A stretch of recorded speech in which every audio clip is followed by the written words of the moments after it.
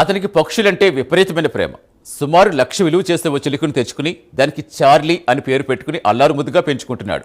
అయితే గత శుక్రవారం ఇంటి వద్ద పెద్ద పెద్ద శబ్దాలు రావడంతో చిలుక బెదిరిపోయి ఇంటిని చెగిరిపోయింది. దీంతో ఆ పక్షి ప్రేమికులు లబోదిబోమంటున్నాడు. ఎవరికైనా తన చిలుక కనిపిస్తే చెప్పండి అంటూ వేడుకుంటున్నాడు.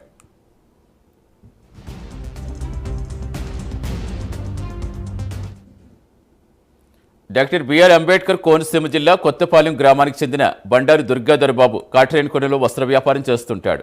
3 ఏళ్ల క్రితం హైదరాబాద్ నుంచి సుమారు ₹1,00,000 పెట్టి ఆఫ్రికన్ గ్రై ప్యారెట్ను కొనుగోలు చేసి పెంచుకుంటున్నాడు. పంజరంలో ఉంచి ఆహారం నీరు సకాలంలో అందిస్తున్నాడు. వ్యాపారం ముగించుకుని ఇంటికి వచ్చాక చిలుకతో గడుపుతూ వ్యాపారంలో అలసట మర్చిపోతూ ఉంటాడు. చిలుక అతని మాటలు అనుకరిస్తూ మాట్లాడుతుంది.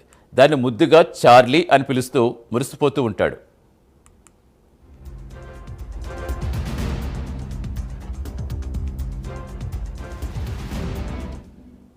సంక్రాంతి పండుగ రోజు ఇంట్లో అందరూ బిజీగా ఉన్న సమయంలో పంజరం నుంచి బయటకు వచ్చిన చిలుక తుర్రుమని ఎగిరిపోయింది. చిలుకను పోగొట్టుకున్న దుర్గారావు ఊరంతా జల్లెడ పట్టి చివరికి ఒకరు బంధించారనే విషయం తెలుసుకుని ఇచ్చేయమని ప్రాధేయపడ్డాడు. అందుకొంత డబ్బులు కొడిస్తానని ఆశ చూపాడు.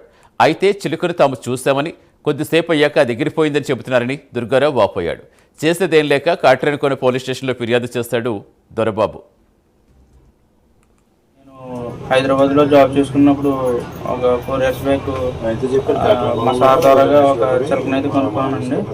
దాని పేరు చార్లీ. దానికి మాకు అయితే 3 years నుంచి చాలా మంచి బాండింగ్ ఉండేదండి. చిన్నపిల్లలాగా పెంచుకున్నాం మేము ఇంట్లో. సడన్గా అనుకోకుండా ఒక రోజు మన పండగకి, పెద్ద పండగకి ఇంటి దగ్గర నుంచి అయితే అది సౌండ్స్ వల్ల ఎగిరిపోవడం జరిగింది. అది లోకల్లో ఒకళ్ళ ఇంటి దగ్గర అయితే వాలిందని మాకు ఇన్ఫర్మేషన్ వచ్చింది. అప్పటికి మేము చాలా ఊర్లు అయితే తిరిగామండి. మొత్తం తిరిగినా కానీ వాళ్ళు ఏంటంటే ఒకళ్ళ ఇంట్లో అది వాడడం అయితే జరిగిందని చెప్పేసి మాకు ఇన్ఫర్మేషన్ రాగానే వాళ్ళ ఇంటికి అయితే వెళ్ళాం.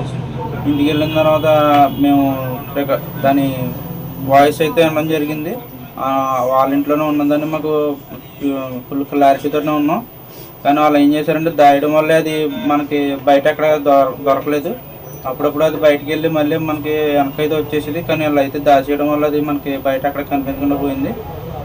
చుట్టుపక్కల వాళ్ళు అందరూ కూడా చెప్తున్నారు వాళ్ళ ఇంట్లోనే ఉందని మాకు ఫుల్గా ఇన్ఫర్మేషన్ అయితే ఇచ్చారండి.